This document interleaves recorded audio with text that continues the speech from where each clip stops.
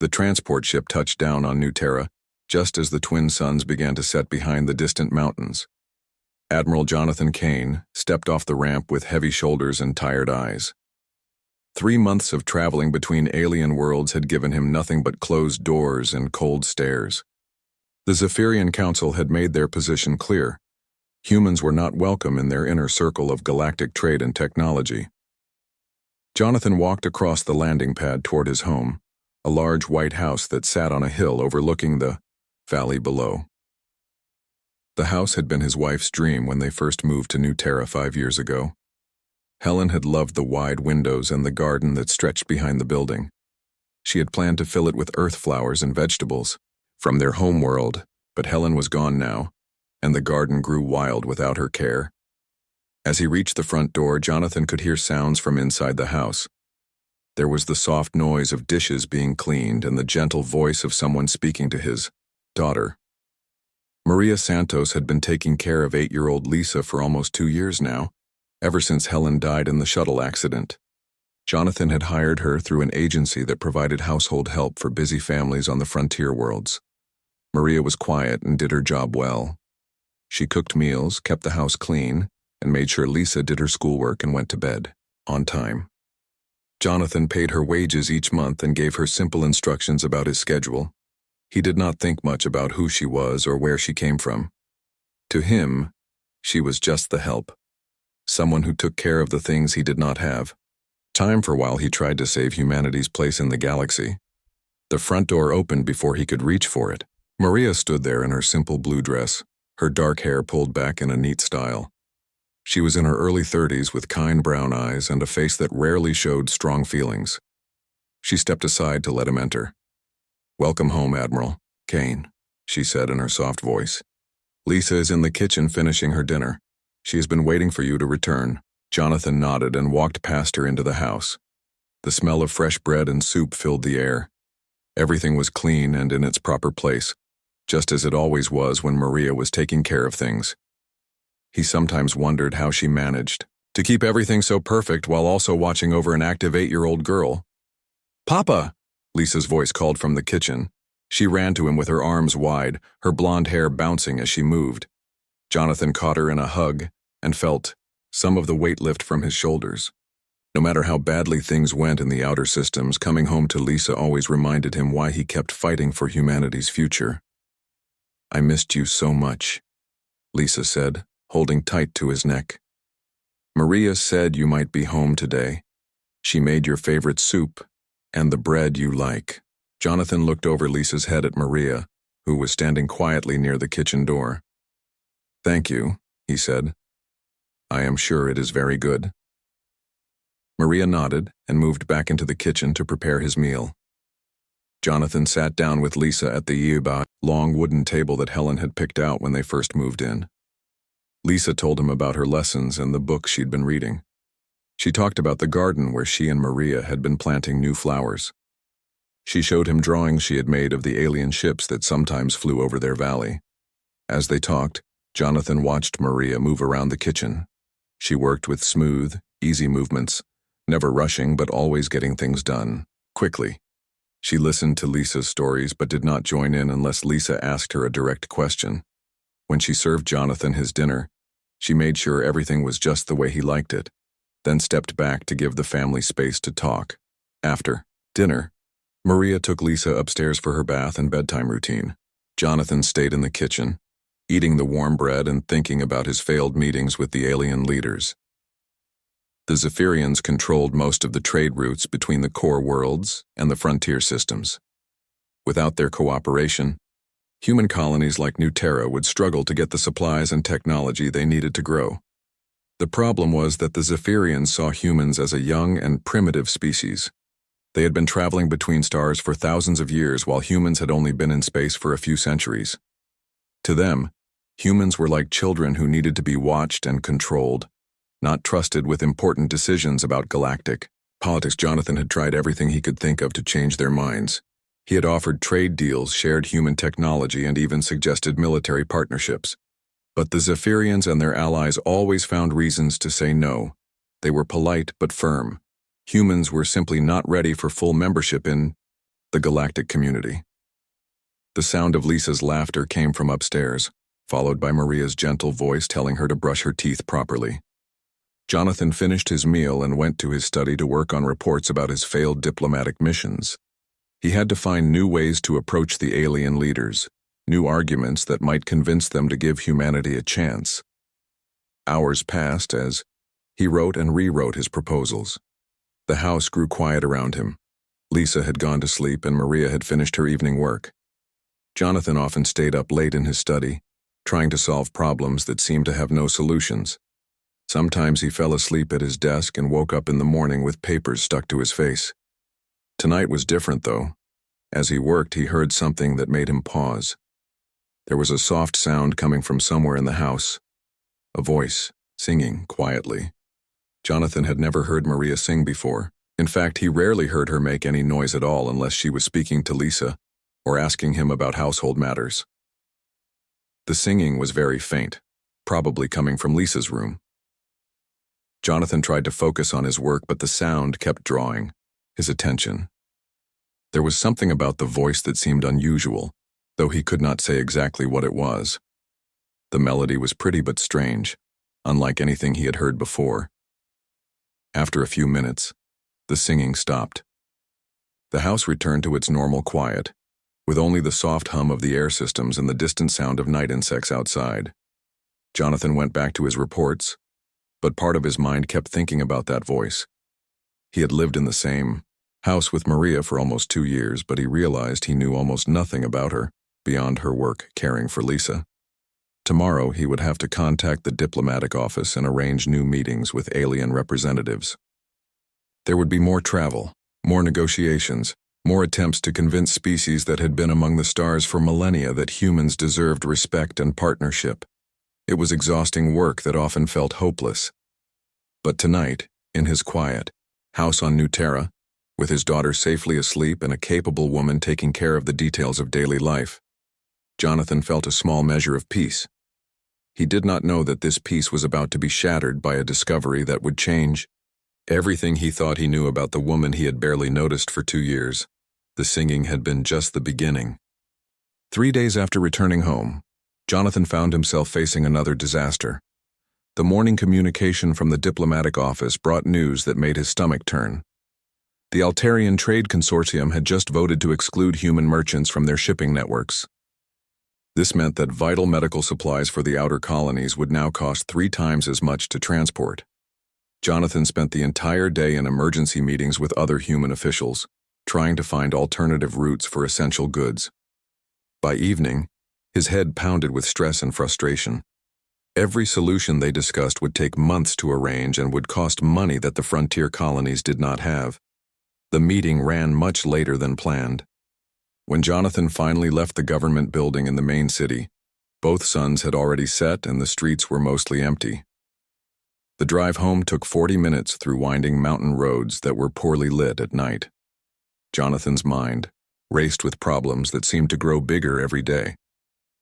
As he pulled into his driveway, Jonathan noticed that most of the lights in his house were turned off. This was normal for the late hour. Maria always made sure Lisa went to bed on time, and she usually retired to her own room soon after. The only light visible was the soft glow coming from Lisa's bedroom window on the 2nd floor. Jonathan parked his vehicle and walked slowly toward the front door. His shoulders ached from sitting in uncomfortable chairs all day, and his eyes burned from staring at data screens for hours. All he wanted was to check on Lisa, eat whatever meal Maria had left for him, and collapse into bed. But as he reached the front steps, something made him stop. There was music coming from inside the house. The same soft singing he had heard a few nights before, but now he was close enough to hear it clearly. The voice was definitely Maria's, but it sounded completely different from her usual quiet, speaking voice. Jonathan stood still on his front porch, listening.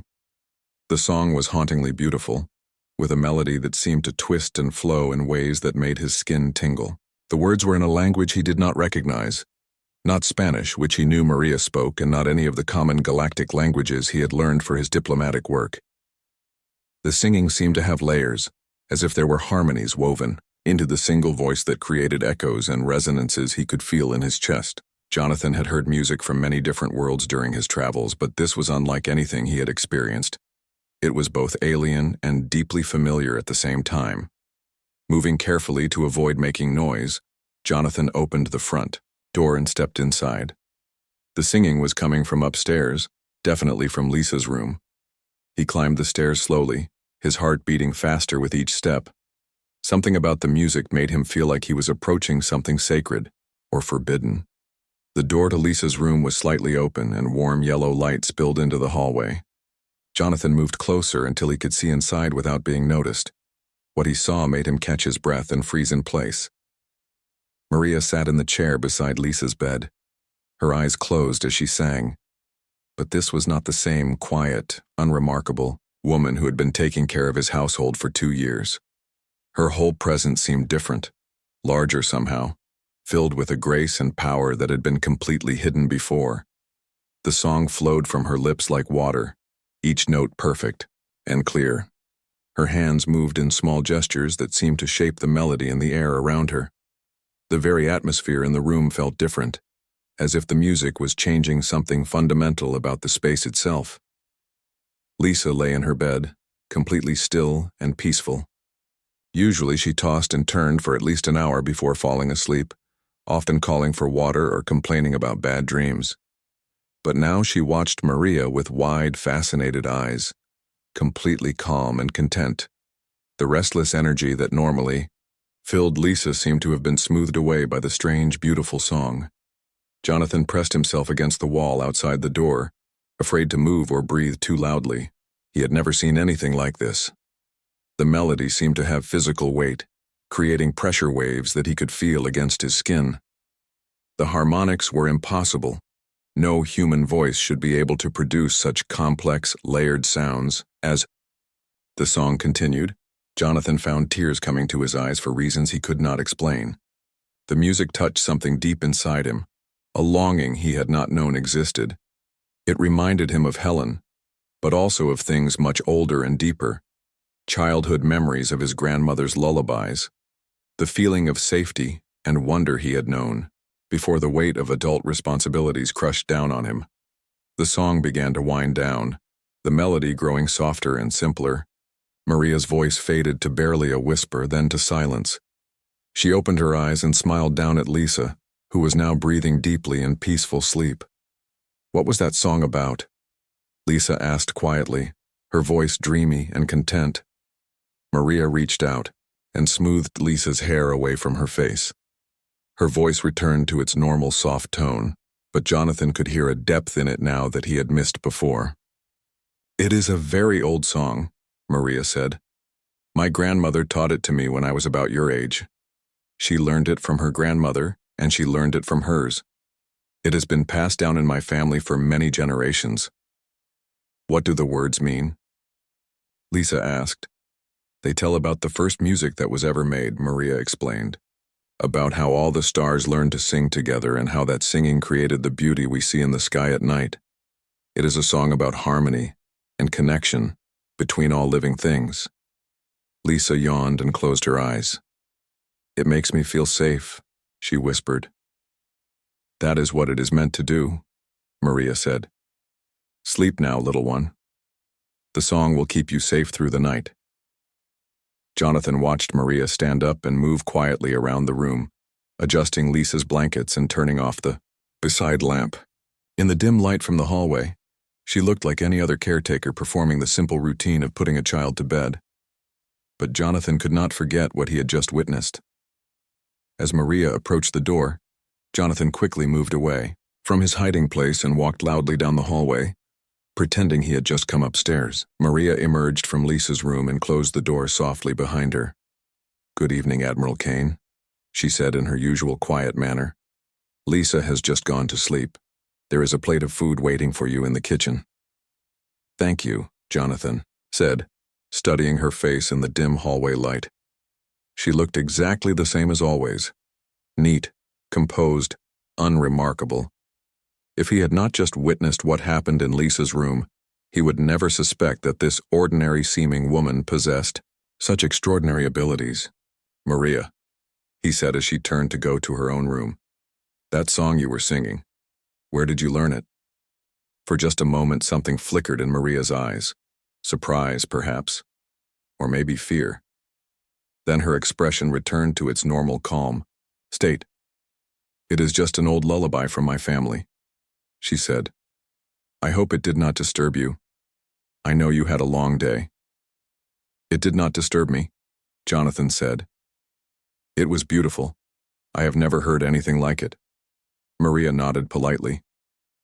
"Thank you. Good night, Admiral Kane." She disappeared into her room, leaving Jonathan standing alone in the hallway. He went downstairs and ate the meal she had prepared, but his mind was completely focused on what he had witnessed. The woman he had barely noticed for 2 years had just revealed abilities that seemed almost impossible. As he sat in his kitchen, Jonathan realized that he knew almost nothing about Maria Santos beyond her work caring for Lisa. He had hired her through an agency and accepted their recommendation without asking many questions. She did her job well and caused no problems, so he had never bothered to learn more about her background or her life before she came to work for his family. But the song he had just heard was not something an ordinary person could perform. The complexity of the harmonics, the emotional power of the melody, the way it seemed to physically change the atmosphere in the room. These suggested training and abilities far beyond what he would expect from a simple caretaker. Jonathan went to his study and activated his personal computer. It was time to learn more about the woman who had been living in his house and caring for his daughter. What he was about to discover would change everything he thought he knew about Maria Santos and about the true potential that had been hiding in plain sight all along. Jonathan sat at his computer for 3 hours that night, searching through databases and records. What he found about Maria Santos made him question everything he thought he knew about the quiet woman who had been caring for his daughter. The employment agency had provided only basic information when he hired her 2 years ago. They listed her as experienced in childcare with excellent references from previous families. But as Jonathan dug deeper into public records and academic databases, a completely different picture emerged. Maria Elena Santos held a doctorate in xenolinguistics from the University of New Geneva, one of the most respected schools in human space. She had graduated with highest honors and received awards for her research into comparative musical structures across different species. Her doctoral dissertation was titled Harmonic Convergence, Mathematical Patterns in Universal Musical Expression. Jonathan read through the summary of her research with growing amazement. Maria had studied the musical traditions of 17 different alien species, looking for common mathematical principles that appeared across cultures that had never had contact with each other. Her work suggested that certain harmonic ratios and melodic patterns appeared naturally in the music of intelligent species throughout the galaxy. The academic papers she had published were highly technical, but Jonathan could understand enough to realize that Maria was brilliant. She had identified mathematical formulas that predicted which musical structures would be emotionally meaningful to different types of alien psychology. Her work had been cited by researchers across human space and had even attracted attention from alien scientists. But then, 5 years ago, her academic career had suddenly stopped. There were no more published papers, no conference presentations, no research grants. Maria Santos had simply disappeared from the scientific community. Jonathan searched through news archives and found a brief mention of a shuttle accident that had killed Dr. Elena Vasquez, identified as Maria's younger sister and research partner. After that tragic event, there was no trace of Maria in any professional database until she appeared on New Terra 2 years ago, applying for work as a domestic caretaker. She had abandoned a promising career in xenolinguistics to take care of other people's children on a frontier world far from the academic centers of human civilization. Jonathan leaned back in his chair, trying to process what he had learned. The woman he had barely acknowledged for 2 years was one of the leading experts on alien musical theory in human space. She understood the mathematical principles that governed how different species experienced sound and harmony. And she had been hiding this knowledge while quietly taking care of his household and singing impossible songs to his daughter. The next morning, Jonathan found himself watching Maria with new eyes. She moved through her morning routine exactly as she always had. preparing breakfast, helping Lisa get ready for her lessons, cleaning the kitchen after they ate. But now Jonathan noticed things he had missed before. The way Maria arranged items. On shelves followed precise geometric patterns that were pleasing to look at without being obvious. When she spoke to Lisa, she unconsciously modulated her voice to frequencies that seemed to calm and focus the child's attention. Even her movements around the house had a rhythm and flow that created a sense of peace and order. During breakfast, Lisa chattered about her plans for the day. She wanted to work in the garden and practice the new songs that Maria had been teaching her. Jonathan paid attention to their conversation in a way he never had before. "Can we sing the star song again today?" Lisa asked. "I almost had the harmony, part right yesterday." "We can practice after your mathematics lesson," Maria said. "But remember, these songs are special. They are not just for entertainment. They carry the history and wisdom of many generations." "I know," Lisa said seriously. "You told me that music is like a bridge that connects different people together, even when they come from different worlds." Jonathan felt a chill run down his spine. Maria was teaching his daughter concepts from advanced xenolinguistic theory, but presenting them in ways that an 8-year-old could understand and appreciate. Lisa was learning things about cross-cultural communication that most adult diplomats never grasped. After breakfast, Jonathan told Maria he would be working from home that day instead of going to the government offices in the city. This was not entirely true. He wanted to observe her more carefully, to understand what else he might have missed during the 2 years she had lived in his house. He set up his computer in the main living area where he could watch Maria as she went about her daily tasks. She seemed completely natural and unaware of his attention, moving through her routine with the same quiet efficiency she always showed. But now Jonathan could see the intelligence behind everything she did. When she helped Lisa with her mathematics homework, Maria used teaching methods that made complex concepts seem simple and obvious. When she prepared lunch, she combined ingredients in ways that created perfect nutritional balance, while also appealing to a child's tastes. Most remarkably, Maria seemed to create music in everything she did. The rhythm of her footsteps as she walked through the house, the pattern of her knife strokes as she chopped vegetables, even the way she folded laundry. Everything had a musical quality that made the entire environment feel harmonious and peaceful. In the afternoon, while Lisa worked on art projects, Jonathan heard Maria humming softly as she organized books on the shelves. The melody was different from the lullaby he had heard the night before, but it had the same complex harmonic structure that seemed impossible for a human voice to produce. Jonathan found an excuse to walk past her, and as he got closer, he could hear that the humming had layers. Maria was somehow creating multiple tones at once, weaving them together into patterns that resonated with each other in mathematically precise ways. It was a technique he had read about in theoretical papers on xenolinguistics, but he had never imagined a human could actually perform it. That evening, Jonathan lingered near Lisa's room again at bedtime. This time he was prepared for what he would see, but the experience was no less amazing. Maria sang a different song, one that seemed to incorporate rhythms and harmonies from multiple alien musical traditions. As she sang, she made small gestures with her hands that seemed to guide the melody through three-dimensional space. Lisa listened with complete attention, asking questions about the meaning of different phrases and the origins of the musical patterns. Maria answered each question with knowledge that would have impressed university professors, but she presented everything in terms that made sense to a child. "This part of the song comes from the Valaxian people," Maria explained. "They live on a world where the air is much thicker than ours, so their music uses lower frequencies that can travel farther.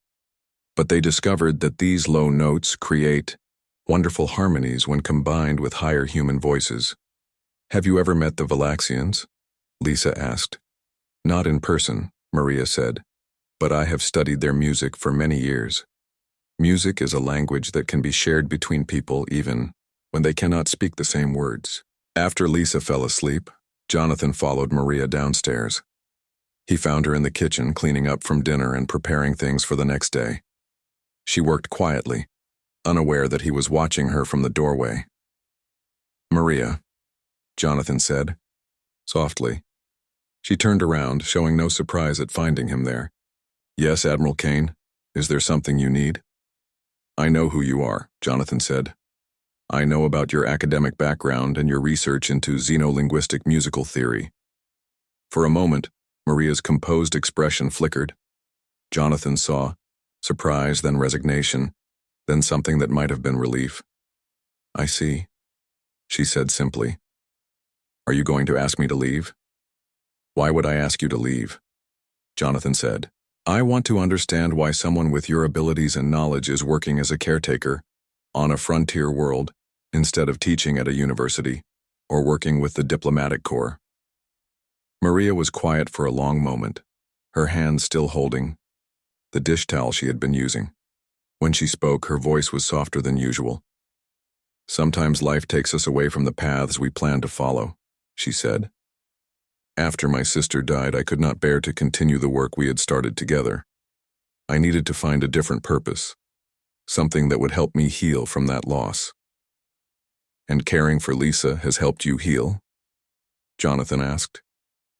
Yes, Maria said with a small smile. Children are like music. They respond to truth and beauty in ways that adults often forget how to do. Teaching Lisa these old songs, watching her discover the wonder in them, has reminded me why music matters. Jonathan studied her face in the soft kitchen light. The songs you sing to her, they are not just lullabies, are they? No, Maria admitted. They are fragments of much older musical traditions. My grandmother learned them from her grandmother, who learned them from hers. They have been passed down through many generations, but most people have forgotten their true significance. What is their true significance? Jonathan asked. Maria hesitated, then seemed to make a decision. They contain mathematical patterns that appear in the music of many different alien species. I believe they may be remnants of something much more important than simple folk songs. 2 weeks after Jonathan discovered Maria's background, he faced a problem that would change everything. The Zephyrian Council had demanded a final meeting about human participation in galactic trade networks. This was likely humanity's last chance to avoid complete economic isolation from the core worlds. Jonathan decided to host the meeting at his home on New Terra, rather than in the sterile government offices in the city. He hoped that showing the aliens a human family environment might help them see his people as more than just another primitive species seeking handouts from their technological superiors.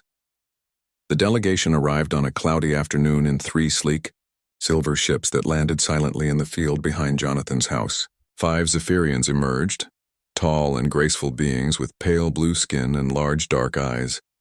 They wore flowing robes that seemed to shift color in the changing light. Leading the group was Kethvar, a senior council member whom Jonathan had met several times before. Kethvar was old even by Zephyrian standards, with silver markings around his eyes that indicated centuries of experience. He had always been polite but distant in their previous meetings, treating Jonathan with the same patience one might show to a clever child. Jonathan greeted them at his front door and led them into the main living area, where Maria had prepared refreshments according to Zephyrian dietary customs. She moved quietly around the room, serving drinks and small plates of food, then stepped back to wait near the kitchen door in case anything else was needed. The conversation began, as it always did, with formal diplomatic language and careful discussions of trade regulations. The Zephyrians listened to Jonathan's proposals with their usual calm attention, but he could see in their expressions that nothing had changed. They still viewed humanity as too young and unstable to be trusted, with important responsibilities. Admiral Kane, Kethvar said in his precise, measured voice, "We appreciate your continued efforts to find common ground between our peoples. However, the Council remains concerned about humanity's rapid expansion and your species' tendency toward conflict and competition." "We have worked hard to address those concerns," Jonathan replied. "Human colonies have maintained peaceful relationships with all neighboring species for over 3 years now. Our trade practices follow all established galactic protocols." "This is true," another council member said. "But 3 years is a very short time by our standards. We have seen species that appeared peaceful for decades suddenly turn aggressive when they felt strong enough to challenge their neighbors." The discussion continued for over an hour, covering the same points that had been debated in countless previous meetings. Jonathan could feel his hopes fading as the Zephyrians politely but firmly rejected each of his proposals. They were going to exclude humanity from the galactic community, and there was nothing he could say to change their minds. As the meeting reached its inevitable conclusion, Maria appeared with fresh drinks for the delegation. She moved as quietly as always, placing the glasses on the low table between the chairs where the Zephyrians sat. But as she turned to leave, something made her pause. One of the younger council members was humming softly under his breath, a nervous habit that Jonathan had noticed in their previous meetings. The melody was simple and repetitive, probably something the alien was not even aware he was doing. Maria stopped and tilted her head slightly, listening. Then, without seeming to think about what she was doing, she began to hum along with the same melody. But her voice added harmonies and variations that transformed the simple tune into something rich and complex. The effect on the Zephyrians was immediate and dramatic. Every member of the delegation stopped talking and turned to stare at Maria. The young council member who had been humming went completely silent, his large dark eyes wide with shock. Kethvar rose slowly from his chair, his usual calm composure, replaced by an expression of intense concentration. "Who is this human?" he asked, his voice tight with controlled excitement. "This is Maria Santos," Jonathan said, confused by the sudden change in atmosphere. "She helps care for my household, and my daughter." "Sing more," Kethvar said to Maria, ignoring Jonathan entirely. "Please sing the melody again."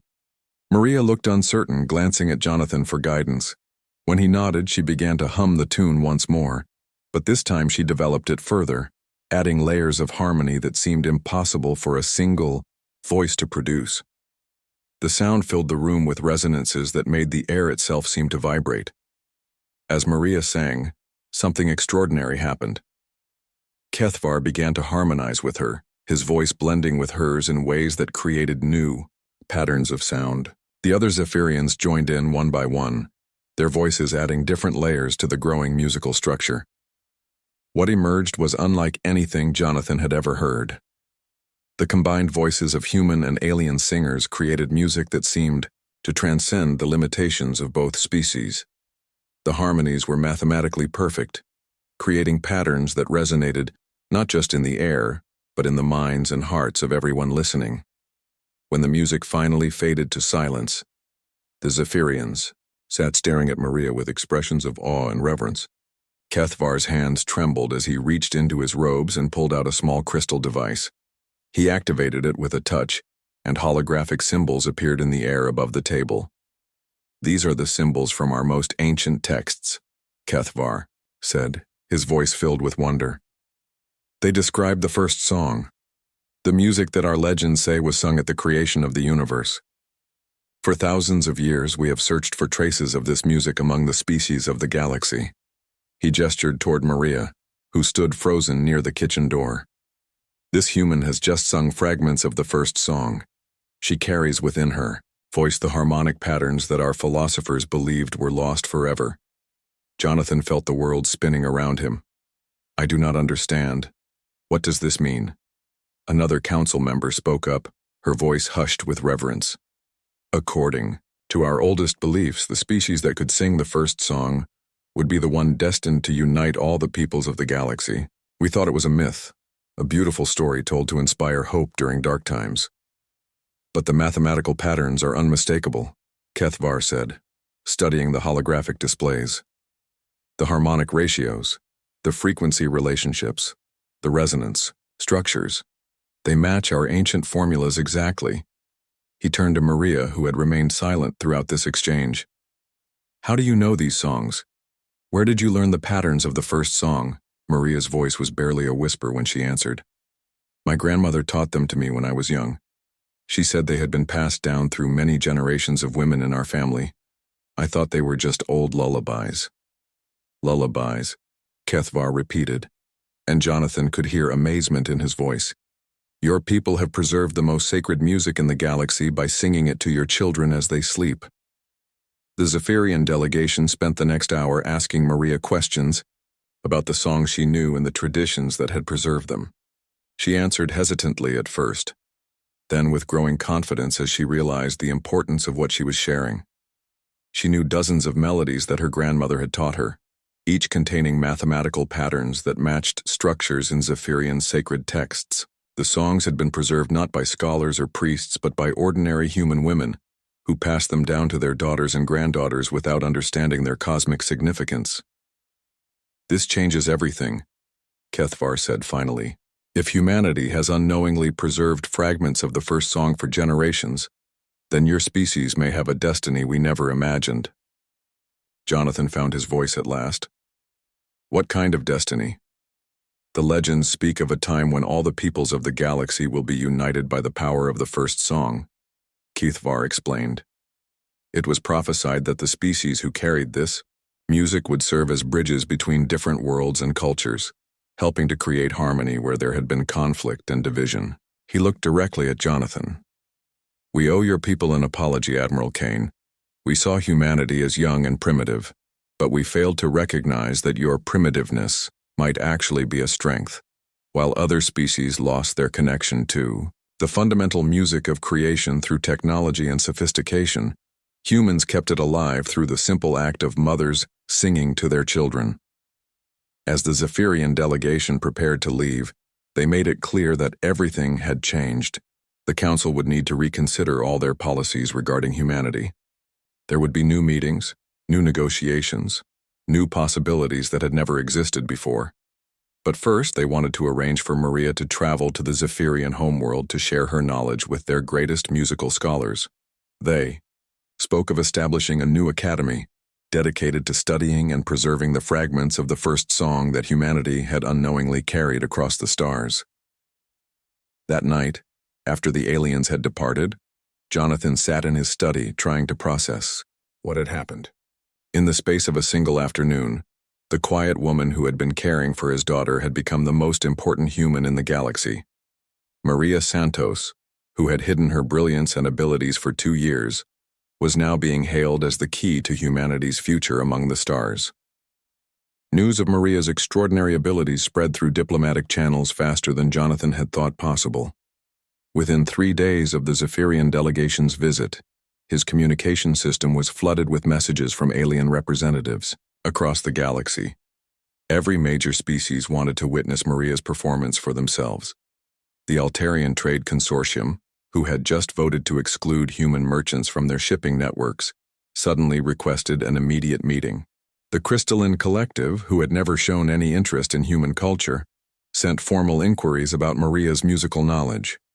Even the reclusive Void Shepherds, who rarely communicated with other species at all, transmitted cryptic messages asking about the singer of ancient harmonies. But along with the excitement and curiosity came skepticism and suspicion. Many alien leaders refused to believe that humans could possess such significant cultural treasures. Some suggested that the whole thing was an elaborate deception designed to trick the galaxy into giving humanity undeserved status and privileges. The Corvan Empire, longtime rivals of the Zephyrians, openly declared that the first song was a myth and that any human claims to possess it were obvious lies. They demanded proof that would satisfy the scientific standards of the entire galactic community. This pressure led to a formal proposal from the Neutral Council, the governing body that mediated disputes between different alien civilizations. They would organize a grand demonstration at Sanctuary Station, the massive space facility that served as neutral territory for interspecies diplomacy. Representatives from every major civilization would gather to witness Maria's performance and judge for themselves whether humanity's claims were genuine. Jonathan felt sick when he received the official invitation. The grand demonstration would be the most important cultural event in galactic history. Thousands of alien dignitaries would attend, along with scientists, musicians, and philosophers from dozens of different worlds. The entire future of human civilization would depend on Maria's ability to perform under conditions of unimaginable pressure. But Maria herself seemed strangely calm about the whole situation. When Jonathan explained what was being asked of her, she listened quietly and nodded. "I understand," she said simply. "They need to know if the songs are real." "Maria, you do not have to do this," Jonathan told her. The pressure will be enormous if something goes wrong. If you cannot perform the way they expect, it could destroy humanity's reputation forever. Maria was quiet for a moment, looking out the kitchen window at the garden where Lisa was playing with her dolls. These songs were given to me by my grandmother, who received them from her grandmother before her. They have been carried by the women of my family for generations, waiting for the right time to be shared with the world. She turned back to Jonathan with a small smile. I think this is that time. The preparations for the grand demonstration took 2 weeks. Jonathan arranged for Lisa to stay with friends in the city while he and Maria traveled to Sanctuary Station. The journey would take 4 days aboard the fastest human diplomatic vessel, and they would need several more days at the station to prepare for the performance. Maria spent hours each day practicing the songs her grandmother had taught her, working to remember melodies she had not sung in years. Jonathan watched her rehearse and marveled at the complexity of what she was doing. Each song seemed to contain multiple layers of meaning and mathematical precision that went far beyond simple entertainment.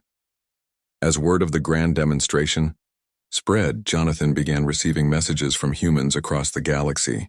Ordinary people who had heard similar songs from their own grandmothers started sharing recordings and family stories. A pattern emerged that amazed everyone who studied it. The musical traditions Maria carried were not unique to her family. Fragments of the same melodies existed in human cultures across dozens of different worlds. Lullabies that mothers sang to their children on distant colonies contained pieces of the same mathematical patterns that had impressed the Zephyrian Council. Humanity, it seemed, had been unknowingly preserving and spreading the elements of the first song throughout their expansion across the stars. Every human colony carried pieces of this ancient musical knowledge, embedded in traditions so common and familiar that no one had ever thought to study them seriously. The journey to Sanctuary Station was unlike anything Jonathan had experienced.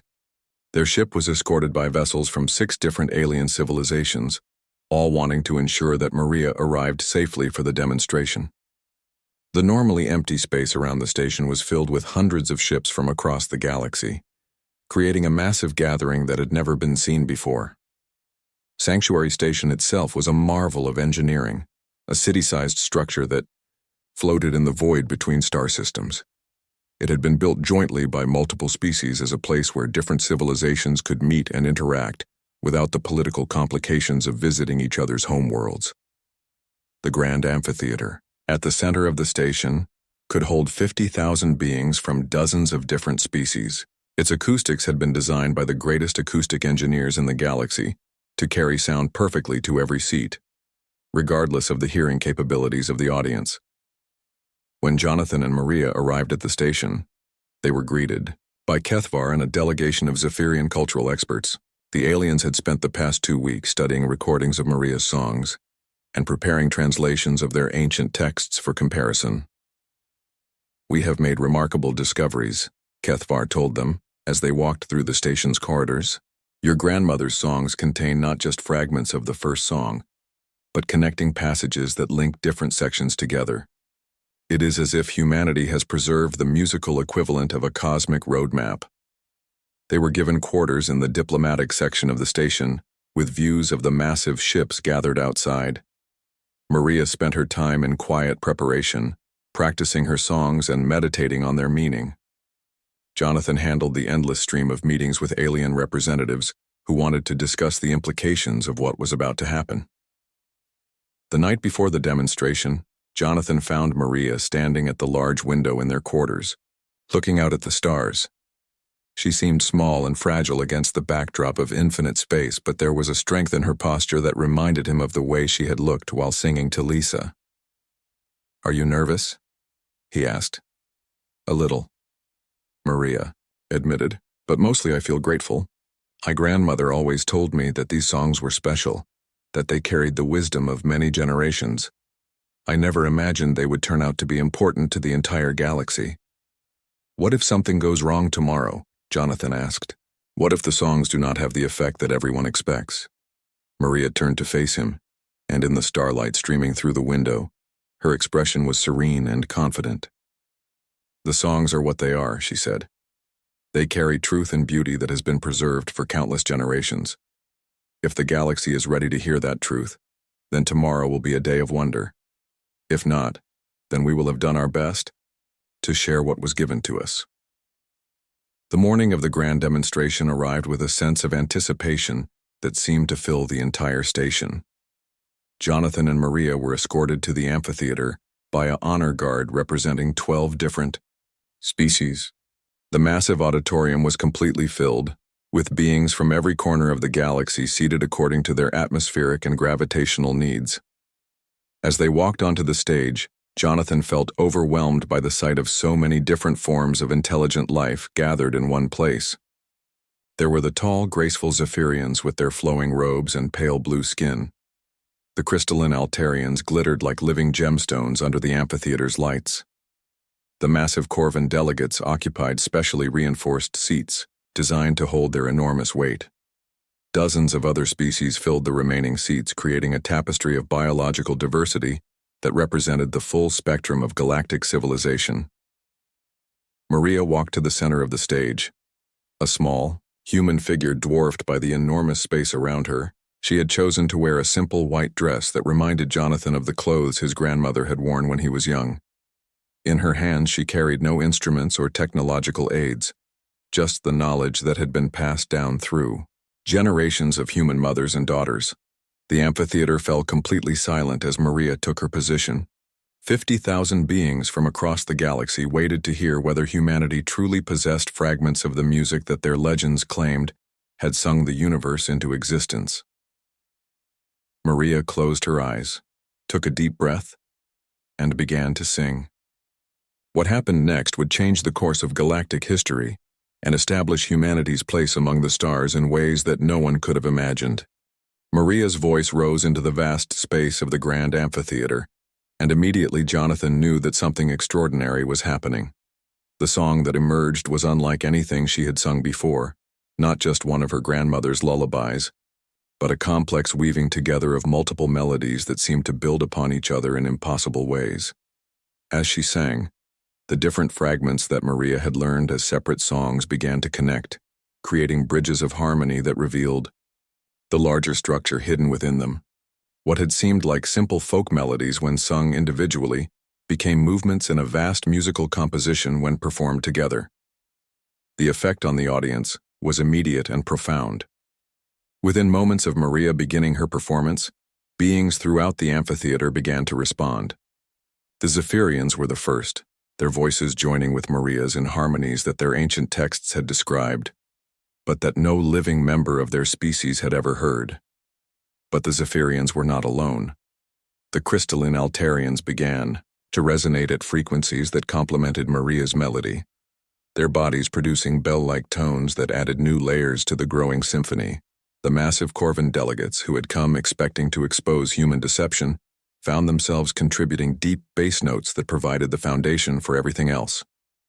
One by one, representatives from dozens of different species added their voices to the performance. Each species contributed sounds that were natural to their biology and culture, but somehow all of these diverse elements fit together perfectly within the mathematical framework that Maria's songs provided. Jonathan watched in amazement as the grand demonstration transformed into something that no one had planned or expected. What was supposed to be a test of human claims became a spontaneous celebration of musical unity that involved every intelligent species in the galaxy. The music that filled the amphitheater seemed to have a life of its own, harmonies built upon harmonies, creating resonances that made the very structure of the station vibrate in sympathy. The acoustic design that had been created to carry sound clearly to every seat now served to blend the voices of 50 different species into a single unified composition. As the performance continued, something even more remarkable began to happen.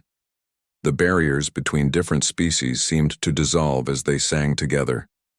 Beings who had been political enemies for centuries found themselves harmonizing perfectly with their rivals. The music created connections that transcended the biological and cultural differences that normally kept the species of the galaxy apart. But the most extraordinary moment came when Maria began to sing melodies that she claimed not to remember learning. As the performance reached its climax, new songs emerged from her voice, complex compositions that seemed to arise spontaneously from the interaction between her grandmother's simple lullabies and the voices of the alien audience. Kethvar, who was seated in the front row with the other Zephyrian leaders, began to weep openly. The other members of his delegation showed similar signs of overwhelming emotion. Around the amphitheater, beings from dozens of species displayed their own versions of tears, joy, and spiritual awakening. When the music finally faded to silence, the amphitheater remained quiet for long moments. Then, slowly, a sound began to build, not applause but a low humming that started with the Zephyrians and spread throughout the audience. Every species present added their voice to this final harmony, creating a wordless song of gratitude and recognition. In the aftermath of the performance, as the audience gradually dispersed and returned to their ships, the true magnitude of what had occurred began to become clear. The grand demonstration had proven beyond any doubt that humanity possessed genuine fragments of what the galaxy's oldest civilizations considered to be the most sacred music in existence. But more than that, the performance had revealed the deeper truth about these musical fragments. They were not just historical curiosities or cultural treasures. They were functional tools for creating understanding and connection between wildly different forms of intelligent life. Kethvar requested a private meeting with Jonathan and Maria immediately after the demonstration. They met in a small conference room aboard the Zephyrian flagship, where the elderly alien leader struggled to find words for what he had witnessed. "I have studied our ancient texts for over 3 centuries, Kethvar said, his voice still shaky, with emotion. "I thought I understood what the first song was supposed to be, but what happened today exceeded every description in our most sacred writings." He activated a holographic display that showed complex mathematical formulas and harmonic analyses.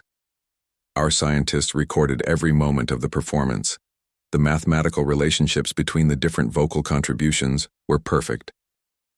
Not just close to perfect, but exactly matching the theoretical frameworks that our philosophers developed to describe universal harmony. Maria, who had remained quiet since leaving the stage, finally spoke. "I do not understand how this is possible. The songs my grandmother taught me were simple lullabies. I never studied the mathematical principles you are describing." "That is exactly the point," Kethvar replied. "Your grandmother did not need to understand the mathematics because the songs themselves contain the knowledge. The melodies carry the harmonic relationships in their structure. When they are sung with the proper emotional connection, the mathematics expresses itself naturally." Another Zephyrian scholar joined the conversation. "We have always believed that the first song was lost because we assumed it would need to be preserved by experts, by musicians and mathematicians and priests who understood its significance. But the truth is simpler and more profound." She gestured toward Maria. "The songs were preserved by ordinary people who sang them to their children out of love. The emotional connection between mother and child, grandmother and granddaughter, created the perfect conditions for keeping the music alive across countless generations." Jonathan began to understand the full implications of what they were discovering. "You are saying that humanity has been carrying this musical knowledge for thousands of years without realizing it?" "Not just carrying it," Kethvar corrected. "Spreading it. Every human colony in the galaxy carries these songs in their cultural traditions. Your people have been unknowingly seeding the entire galaxy with fragments of the first song." The Zephyrian scholars had spent the past weeks studying recordings from human colonies across dozens of different worlds. The pattern was unmistakable. Everywhere humans had settled, they had brought these musical traditions with them. Lullabies that seemed to be simple entertainment were actually sophisticated mathematical constructs that contained the keys to interspecies harmony. "But how is this possible?" Maria asked. "How could human beings have acquired such knowledge in the first place?" Kethvar exchanged looks with his fellow scholars before answering. "That is a question that will require much more study to answer fully. But our preliminary research suggests that these songs may be much older than human civilization itself." He brought up another holographic display, this one showing star charts and archaeological data. We have found traces of similar musical patterns in the ruins of civilizations that died out millions of years ago. It appears that the first song may have been known to the earliest intelligent species in this galaxy, and fragments of it have been passed down through countless civilizations over eons of time. Are you saying that humanity inherited these songs from some ancient alien civilization? Jonathan asked. We do not know, Kethvar admitted. The songs could have been transmitted to your ancestors through contact with other species, or they could have arisen independently as part of humanity's natural development. The important thing is that your people have preserved them and spread them throughout the galaxy. As the meeting continued, the full scope of the discovery became clear. Humanity had unknowingly been serving as carriers of the most important cultural knowledge in galactic history. The simple act of mothers singing to their children had preserved mathematical and musical principles that held the key to creating understanding between different species. But this knowledge came with tremendous responsibility. Now that the truth about the first song had been revealed, humanity would be expected to take an active role in teaching these principles to other species. The galaxy would look to humans not as primitive newcomers seeking acceptance, but as the keepers of ancient wisdom that could help unite all intelligent life. The question now was whether humanity was ready for such a responsibility, and whether people like Maria Santos were prepared to dedicate their lives to sharing the musical heritage that had been entrusted to their species. The answer to that question would determine not just humanity's future among the stars, but the future of galactic civilization itself. As Jonathan and Maria prepared to return to New Terra, they both understood that their lives had been changed forever. The quiet woman who had been hiding in his household was now one of the most important people in the galaxy, and the simple songs she had learned from her grandmother held the power to reshape the relationships between entire civilizations. But with that power came dangers that none of them had yet begun to imagine. The return journey to New Terra took place aboard a Zephyrian diplomatic vessel that was far more luxurious than any human ship Jonathan had ever seen. But despite the comfortable quarters and excellent food, both he and Maria spent most of the trip in quiet contemplation of what their lives had become. Messages flooded in from across the galaxy during the 4-day journey. The recordings of Maria's performance at the grand demonstration had been transmitted to every major civilization, and the reactions were overwhelming. Species that had shown no interest in humanity for decades were suddenly requesting formal, diplomatic meetings. Ancient enemies were setting aside their conflicts to discuss the implications of the first song. But not all the attention was positive. The Corvan Empire, embarrassed by their representatives' involuntary participation in the musical performance, declared the entire event to be the result of Zephyrian mind control technology. Several smaller species accused humanity of using the songs as a form of psychological manipulation, designed to gain unfair advantages in diplomatic negotiations. Most concerning of all was a message from the Shadow Collective, a mysterious organization that operated in the lawless regions beyond the Outer Rim. They claimed that humanity had stolen the musical knowledge from an ancient civilization, that the collective considered themselves the rightful heirs to. The message contained thinly veiled threats about the consequences of continuing to share the songs with other species. When they finally arrived at New Terra, Jonathan and Maria found that their quiet frontier world had been transformed. The orbital space around the planet was filled with ships from dozens of different civilizations, all waiting for permission to land and meet with the woman who had sung the first song. The planetary government had declared a state of emergency and established security protocols around Jonathan's home. Military personnel guarded the roads leading to his house, and no one could approach without proper authorization. Lisa was still staying with friends in the city, protected by security, teams that Jonathan had never imagined he would need. The first formal meeting took place the day after their return. Representatives from the Galactic Council presented Maria with an offer that would change her life completely. They wanted to establish a new Academy of Universal Harmony with Maria as its director. The academy would be built on a neutral world and would serve as a center for studying and teaching the musical principles that humanity had preserved.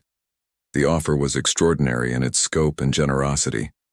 Maria would receive unlimited funding for her research, access to the greatest scholars and musicians from every known civilization, and the authority to establish educational programs that would spread knowledge of the first song throughout the galaxy. But the position would require Maria to leave New Terra permanently. She would need to travel constantly between different worlds, working with alien scholars and training human students who could carry on the work. The academy would become her life, leaving no time for the quiet domestic existence she had chosen after her sister's death. "This is the opportunity of a lifetime," Kethvar explained during the formal presentation. "The Academy of Universal Harmony will be the most important educational institution in galactic history. Its work could help prevent wars, facilitate trade, and create understanding between species that have been enemies for centuries." Maria listened to the proposal with her usual calm expression, but Jonathan could see the conflict in her eyes. The offer represented everything she had worked toward in her academic career before tragedy derailed her life. It was a chance to see her research have a real impact on the galaxy, and to help humanity take its place among the great civilizations of the stars. But accepting would mean abandoning Lisa, the child who had helped her heal from the loss of her sister. It would mean leaving behind the peaceful life she had built on New Terra and returning to the pressures and expectations of academic leadership. "I need time to consider this offer," Maria said finally. "It is a great honor, but also a tremendous responsibility. I must be certain that I am ready to bear such a burden." The Galactic Council granted her 1 week to make her decision. During that time, the representatives from various species would remain in orbit around New Terra, waiting for her answer. The entire galaxy seemed to be holding its breath. Over the next few days, Jonathan watched Maria struggle with the choice she faced. She spent hours walking in the garden behind the house, often singing softly to herself as she considered the implications of the decision. Sometimes she would sit by the window in Lisa's empty room, looking at the drawings and toys that reminded her of the child she had come to love. Jonathan found himself facing his own difficult choices. As Maria's employer and the only human diplomat who had been directly involved in the discovery of the first song, he was being pressured to influence her decision. Government officials wanted him to convince Maria to accept the academy position, arguing that humanity's future depended on maintaining their newfound status as keepers of ancient wisdom. But Jonathan had come to understand how much Maria meant to his family. She was not just an employee who took care of his household. She had become a mother figure to Lisa and a source of stability in his own life. The thought of losing her to the demands of galactic politics filled him with a sadness he had not expected. 3 days before Maria's deadline, Lisa returned home under heavy security escort. The 8-year-old girl had been briefed about the importance of the situation, but she was primarily excited to see Maria again and to hear about the adventures at Sanctuary Station. "Did you really sing for aliens from all over the galaxy?" Lisa asked as she hugged Maria tightly. "Were they scared of human music?"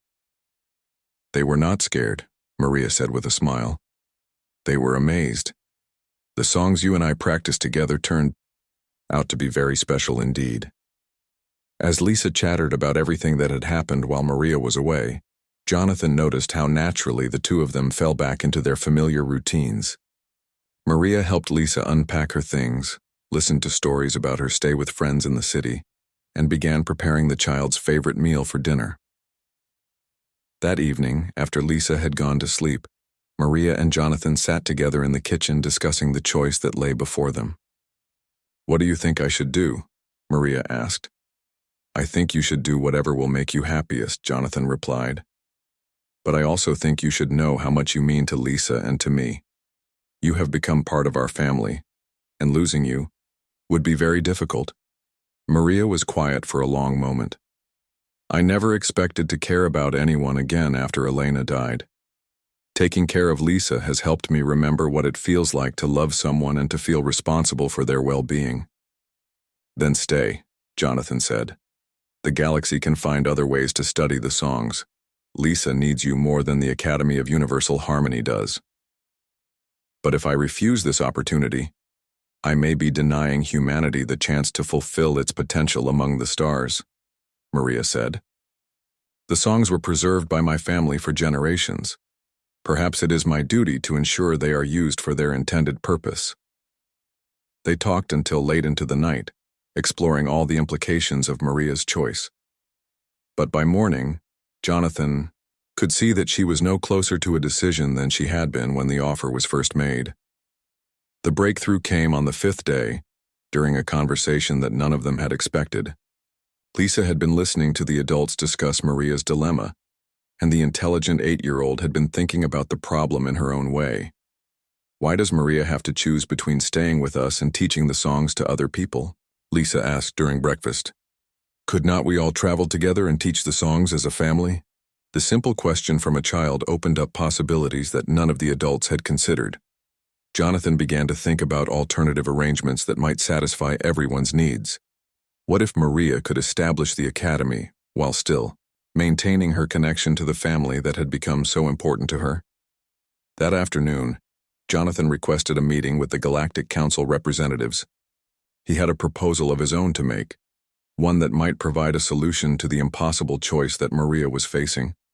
But the proposal would require courage and sacrifice from all of them, and there was no guarantee that the galaxy would accept an arrangement that had never been tried before. The future of humanity among the stars might depend on whether 3 people who had become a family could find a way to serve the galaxy while remaining true to their love for each other. The answer would determine not just Maria's fate, but the destiny of an entire species that had unknowingly carried the music of creation across the galaxy for generations beyond counting. Jonathan's proposal to the Galactic Council was simple in concept, but revolutionary in practice. Instead of establishing a fixed academy on a neutral world, why not create a mobile institution aboard a specially designed vessel? Maria could travel throughout the galaxy teaching the principles of the first song, while Lisa grew up learning alongside other human children who would be trained as the next generation of musical ambassadors. The idea faced immediate resistance from several council members who argued that such an arrangement would lack the dignity and permanence expected of a major galactic institution. But Kethvar surprised everyone by supporting the proposal enthusiastically. The songs were preserved not in temples or universities, but in homes where families shared them with love and care, the elderly Zephyrian pointed out.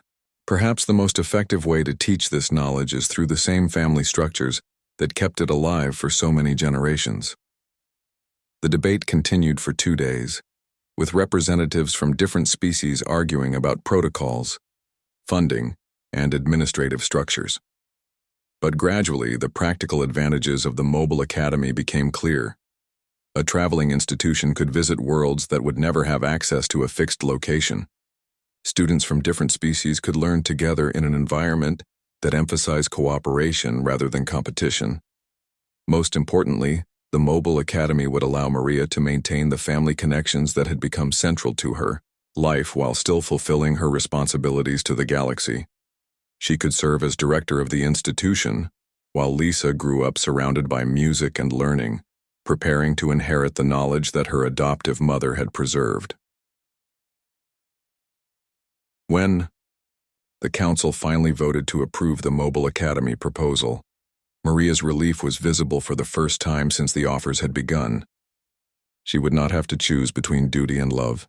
She could honor both commitments in a way that had never been attempted before. The construction of the Academy ship took 6 months, during which Maria worked with engineers and educators from a dozen different species to design facilities that could accommodate the needs of both students and teachers from across the galaxy. The vessel was larger than most human cities, with concert halls designed for perfect acoustics, libraries containing musical knowledge from hundreds of civilizations, and living quarters for families from multiple species. They named the ship Harmony in recognition of its mission to create understanding between different forms of intelligent life. Its maiden voyage would take them to 12 different worlds over the course of a year, establishing programs that would train humans in the preservation and teaching of the first song, while also creating opportunities for other species to contribute their own musical traditions. Lisa was 8 years old when they departed from New Terra, but she had already begun to show remarkable abilities in learning and performing the songs that Maria taught her. More importantly, She had inherited Maria's gift for creating emotional connections through music, able to calm frightened children from alien species just as effectively as human ones. The first stop on their journey was the Zephyrian homeworld, where Maria worked with their greatest scholars to document and preserve every fragment of the first song that had survived in human traditions. The collaboration revealed even more connections between human lullabies and ancient galactic musical principles than anyone had imagined. But it was during their second stop, at a mining colony in the Altarian system, that the true potential of the Mobile Academy became clear. The colony was home to refugees from 3 different species who had been displaced by recent conflicts. Tensions between the groups had led to violence and mistrust that threatened the stability of the entire settlement. Maria and her team spent 2 weeks at the colony, teaching the songs to children from all 3 species. As the young ones learned to sing together, their parents began to participate in the musical activities. Gradually, the barriers between the different groups started to dissolve as they discovered the universal language that the songs provided. By the time the harmony departed, the colony had transformed from a place of conflict into a model of interspecies cooperation. The success of the intervention led to requests from dozens of other worlds facing similar problems, and the Mobile Academy's schedule quickly filled with missions that were part education and part diplomatic peacekeeping. As the months passed, Jonathan found his own role evolving from simple family protector to cultural ambassador for humanity. His experience in diplomacy, combined with his deep understanding of how the songs had been preserved and transmitted, made him an effective liaison between the Academy and the various governments and organizations they worked with. But more than that, Jonathan discovered a sense of purpose he had never found in his previous diplomatic work. Instead of fighting for scraps of recognition and trade agreements, he was now helping to share something that humanity could offer freely to the entire galaxy. The songs belonged to everyone, and sharing them created connections rather than competition. Lisa thrived in the environment of the Academy ship. She learned languages, mathematics, and science alongside children from dozens of different species, but her favorite subjects were always the music lessons with Maria, where she studied not just the technical aspects of the songs, but their history and meaning. "Tell me again about great-grandmother's songs," Lisa would ask during their evening practice sessions, even though she had heard the stories many times before. "My grandmother learned them from her grandmother, who learned them from hers," Maria would explain patiently. They passed the songs down through many generations of women who never knew they were preserving the most important music in the galaxy. They sang them because they loved their children and wanted to give them something beautiful. "And now we are sharing them with the whole galaxy," Lisa would add, understanding her part in the continuing story. "Yes," Maria would say with a smile. "And someday, you will teach them to your own children, and they will teach them to theirs. The songs will continue to grow and spread, creating harmony wherever they are shared." After a year of traveling throughout the galaxy, the Academy ship returned to New Terra for resupply and maintenance. Jonathan was amazed by how much his home world had changed during their absence. The planet had become a center for cultural exchange, with permanent delegations from multiple species studying human musical traditions and sharing their own artistic knowledge. The house where Maria had once worked as a simple caretaker was now a historical site preserved as the place where the first song had been rediscovered. Visitors from across the galaxy came to see the kitchen where she had prepared meals, the garden where she had walked while thinking, and especially Lisa's bedroom where the songs had first been overheard. But the most significant change was in humanity itself. The discovery of the first song had given humans a new sense of purpose and identity in the galactic community. Instead of struggling for acceptance as junior partners, they now served as bridges between different civilizations, sharing the musical knowledge that had been entrusted to their species. New academies had been established on dozens of human worlds, all following the model that Maria had developed aboard the Harmony. Human children grew up learning not just their own cultural traditions, but the musical principles that connected all intelligent life. The generation that Lisa represented would be the first to fully understand humanity's role as keepers of universal harmony. As Jonathan stood in his old study, looking out at the garden where Maria still walked each evening, He reflected on how dramatically their lives had changed. The quiet woman he had barely noticed for 2 years had become one of the most important people in galactic history. The daughter he had struggled to connect with after his wife's death was now growing up as a citizen of the entire galaxy. And he himself had found a purpose that went far beyond the narrow concerns of human diplomacy. The transformation had begun with something as simple as a lullaby sung to a child at bedtime. But it had revealed truths about the universe that would reshape the relationships between civilizations for generations to come. Music, it turned out, was indeed a universal language, one that humanity had been speaking all along without knowing the power of what they carried. That evening, as they prepared to depart New Terra for another year of traveling and teaching, Jonathan listened to Maria sing Lisa to sleep one more time. The song was new, one that had emerged from their interactions with alien musicians during their travels. It combined elements from human tradition with harmonic structures learned from the Zephyrians, rhythm patterns borrowed from the Altarians, and emotional resonances discovered in collaboration with a dozen other species. The melody was beautiful and complex, but what struck Jonathan most was how natural it sounded. The different elements fit together perfectly, as if they had always been meant to be combined in exactly this way. It was the first song continuing to grow and evolve, adding new voices while maintaining the mathematical harmony that made it universally meaningful. As Maria's voice faded to silence and Lisa's breathing settled into the rhythm of peaceful sleep, Jonathan realized that they had found something more valuable than diplomatic success or galactic recognition.